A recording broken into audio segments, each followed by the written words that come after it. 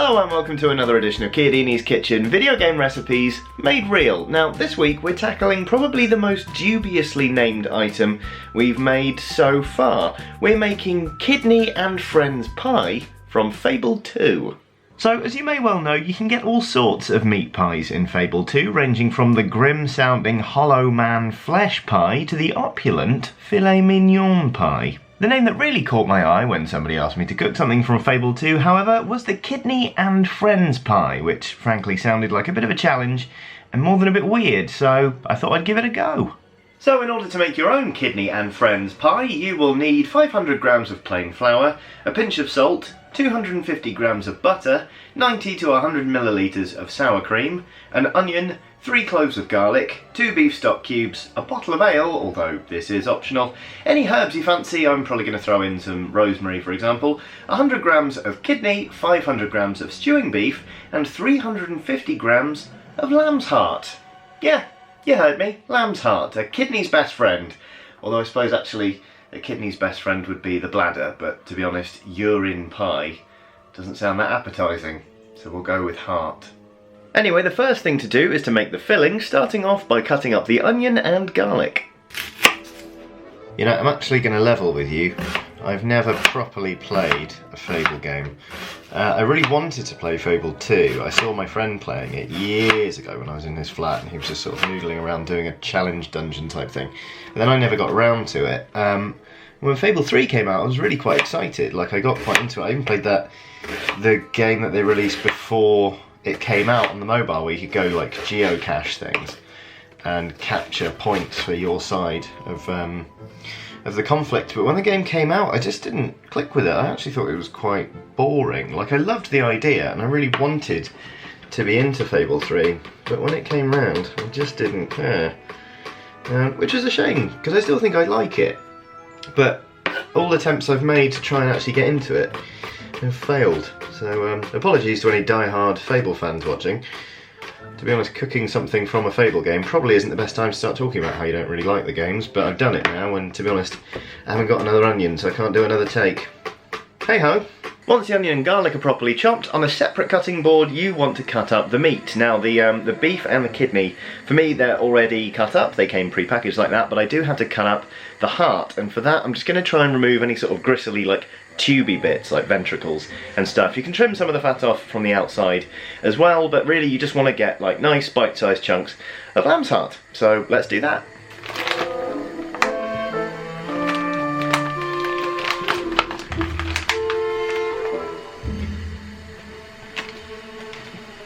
So these are the bits we're talking about, these kind of like the tubey bits, and there are some firm bits here that we really don't want in there. So just give it a good feel basically, and if anything feels a bit weird, that's what you should be getting rid of. The kettle's just boiling behind me, partly because we're going to use hot water later, but also partly because I want a cup of tea.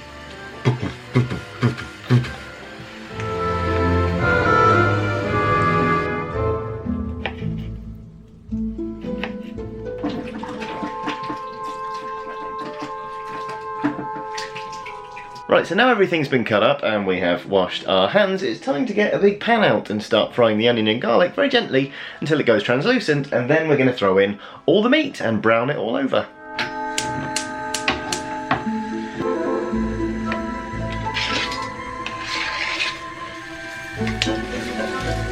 So here we go, our onions are sweating quite nicely now, so I'm just going to put the camera down and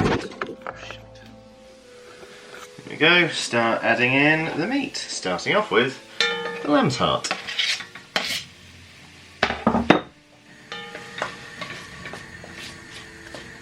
And now steak and kidney. There we go, that's a slightly better view of all the meat cooking. I've never actually cooked with lamb's heart before. I've cooked with ox heart before, but I mean, that was one of the best things I have ever eaten in my entire life. I got like a massive portion of ox heart from, it's about a quarter of an ox heart, and a full one is about the size of a rugby ball, but for about 50p I got this big old chunk of heart. And my flatmates and I at the time, we decided to roast it low and slow in a casserole dish like this in the oven with a bunch of veg and then a load of wine. So we put it in there And we were, you know, planning to eat around 6, I think.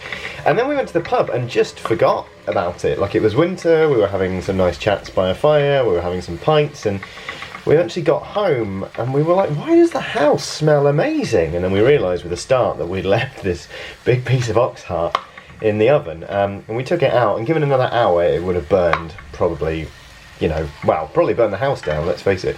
But we took it out and we ate it, and it was beautiful. Like, it had this, like, it firmed up on the outside, like it was kind of just like the caramelized ends of like a big piece of lamb or something, and on the inside it was just so tender and wonderful and incredible. And I think about that piece of ox heart a lot. I don't know if I'll be able to get the same effect with this lamb's heart, but you never know. Anyway, I'm going to stop prattling on now about times I went to the pub, because we need to add in about 2 tablespoons of plain flour and stir everything in here to coat it. This will help thicken up the filling as it simmers down.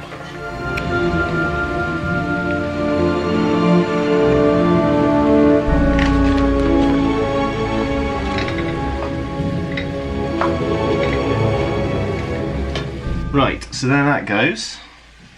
The flour's been stirred in now, and forgive me for not giving you a better view, but I'm working fairly quickly on this. Next up, we crumble in 2 beef stock cubes and stir those through. Oh crap, oh well, there that goes. Crumble those things in.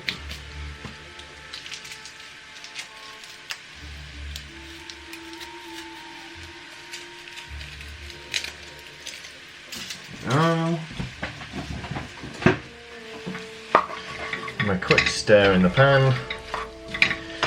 And then we want to get some liquids in here, so we're going to throw in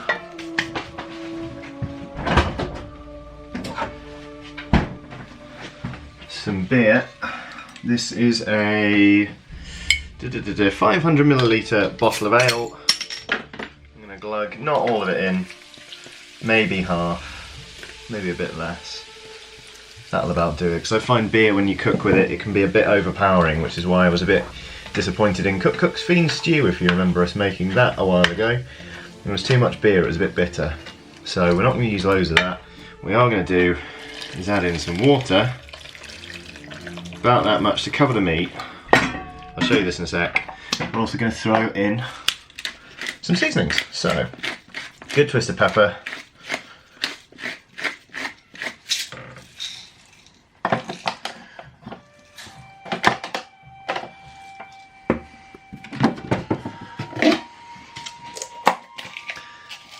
healthy pinch of salt,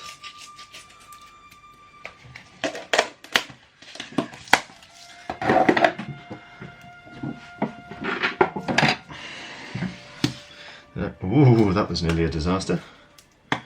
Then I'm going to add in some rosemary to just add a little bit of sweetness to it. There we go. Let me show you now everything's in. That is what it looks like. Now we're going to bring this to the boil and start simmering it down very gently. So now that our pie filling is simmering away until it becomes lovely and thick and hopefully tender, because I know heart can occasionally be quite chewy, we can start work on the pastry. And step 1 of that is weighing out 500 grams of plain flour and putting it in a mixing bowl. Right, so that's 500 grams of plain flour, and to be honest, to look at it, I think that is far more than I'm actually going to need for this recipe, but never mind. Just following a recipe I found in the Pie Minister cookbook, actually. If you've ever heard of Pie Minister, they do nice pies. But anyway, we now need 250 grams of butter, and we're going to cut that into cubes. If I do end up with excess pastry, it shouldn't be a worry. I can probably freeze it and use it for something else. Or just do some baking tomorrow, I guess. There we go, 250 grams of butter. I'm going to cut that into cubes. Right, so here are our cubes of butter. Now they're all going to go in the bowl, and I'm going to rub those together with my hands until all the mixture starts to resemble breadcrumbs.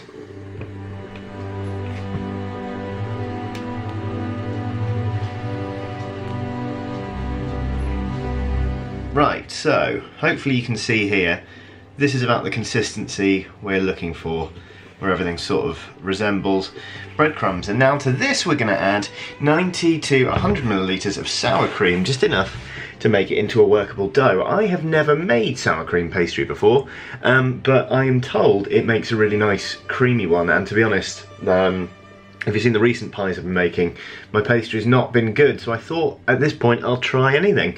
So yeah, sour cream and pastry. I'm actually quite excited to try it. I think it'll be quite a nice flavour, but we will see how it goes. This is weird. This is something I didn't think about. This is really quite thick. I don't know if I was meant to use sort of the runny sour cream. I suspect I was, but when I bought this I didn't realise it'd be quite so viscous. But we'll push on and sort of see what happens, I guess. Just a tiny bit more of that. Well, this could all go horribly wrong, but here goes nothing.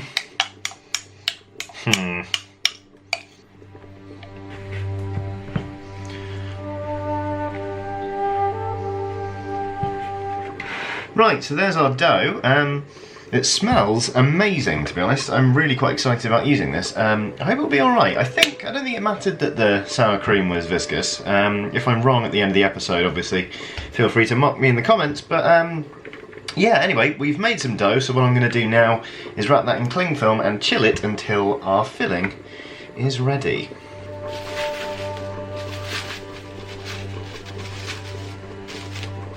Right, so it's been quite a while now, and hopefully you can see that the sauce that the meat is cooking in is really thickening up quite nicely. I am going to reduce this down as much as possible because you don't want loads of liquid going into a pie because it will make it soggy.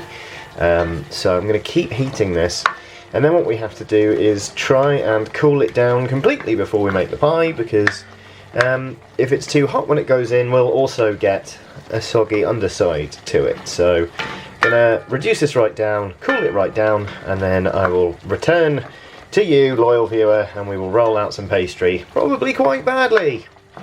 Right, so here we go. This is our pie filling, which I have transferred into a casserole dish so it would cool down a bit quicker. It's now nice and cool, and you can see it's kind of congealed, so there's not going to be loads of liquid going into the pie, which of course means it's time to roll out pastry. Badly. Right, so as I suspected, this is in fact a lot of pastry, more than I really think I need, much more. So I'm just going to break some of this off here. Let's start with that and see how we go. Maybe a bit more. Don't know if breaking it off is going to adversely affect it, probably not. Anyway, I'm going to start rolling this out, and then I'm going to try and line this pie tin.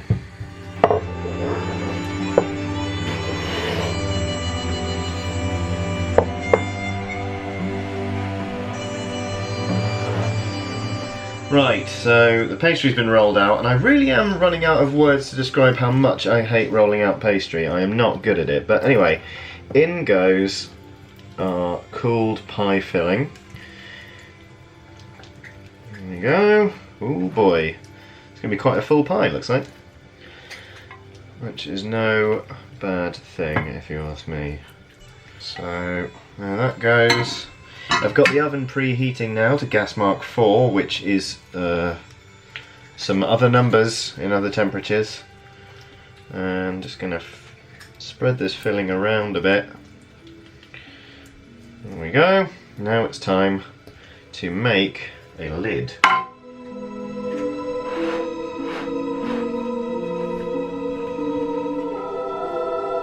Another week, another pie with a crust on the top that I'm not very happy with, but oh well, it'll have to do.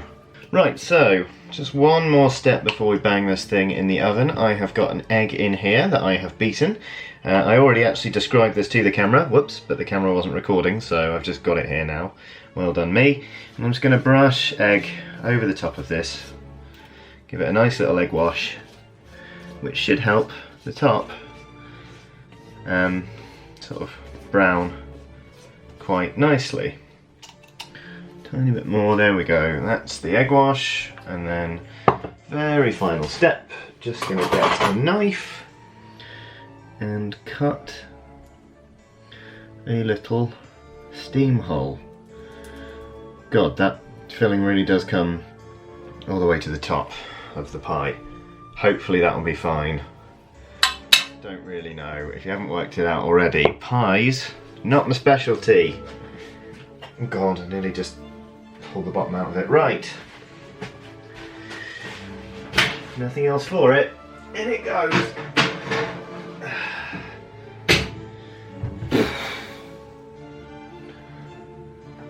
You know, the in-game text for this item reads something like, "Some people find this fatty pie a delicacy, and that is very sad." Starting to sort of really know what they mean when they say that. Hopefully it'll be fine. Anyway, that's going to sit in the oven now for about 35 minutes until the pastry has hopefully crisped up top and bottom and gone a lovely golden brown. And then we're going to see what it tastes like.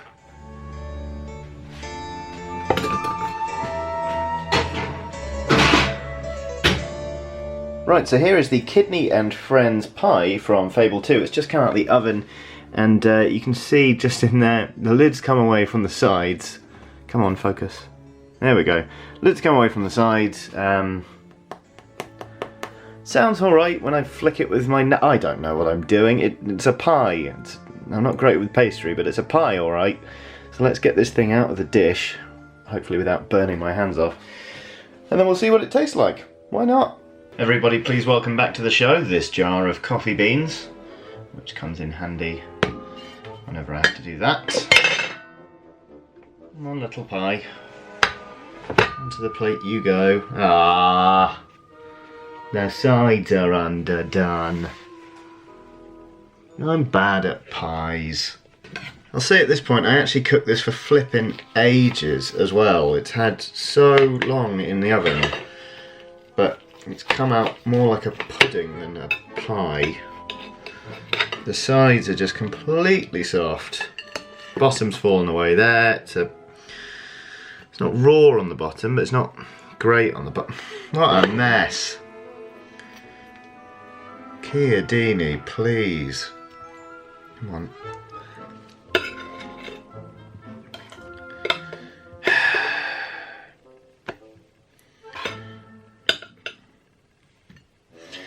Yeah, haute cuisine, that ain't. Right, so for better or worse, this is Kidney and Friends pie from Fable 2, so let's see what it actually tastes like.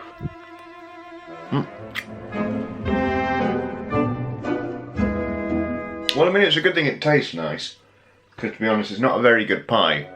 I think maybe my oven temperature was too low or something. Either way, I just screwed up making a pie. But it tastes good. And that's half the battle, I guess. I guess, you know, this pie is meant to be one of the lower tier ones in Fable 2. So I guess I've succeeded in that regard, but in other ways, not a great pie. The pastry tastes nice, like it is kind of smooth, as I was told, with the addition of the sour cream. And like the filling's really rich, and it's not too, doesn't taste too strongly of ammonia, which is sometimes a problem you get with kidneys. Not my best effort, but I'll have it with some mash and some gravy, and it'll be a perfectly serviceable dinner. But yeah, bit of a letdown. So anyway, thank you very much for joining me for another edition of Chiodini's Kitchen, and indeed for sticking with me when I'm fairly sure that some of you will know what you're actually meant to do with pastry, and you're probably just punching your monitor by now because I just don't learn. I'm a frustrating study, I think. I'm just not very good with pastry, and I'm feeling a bit demoralised about it. But hey, I've made something that at least looks like a pie, even if it isn't really a very good one. Anyway, it doesn't matter. Thank you very much for watching. As ever, please do keep those recipe suggestions coming in because they're really, really useful. There are plenty more videos for you to watch from Eurogamer. There should be some on the screen now, so there really remains nothing left for me to do other than thank you a third time for watching, and wish that you have a very, very lovely day.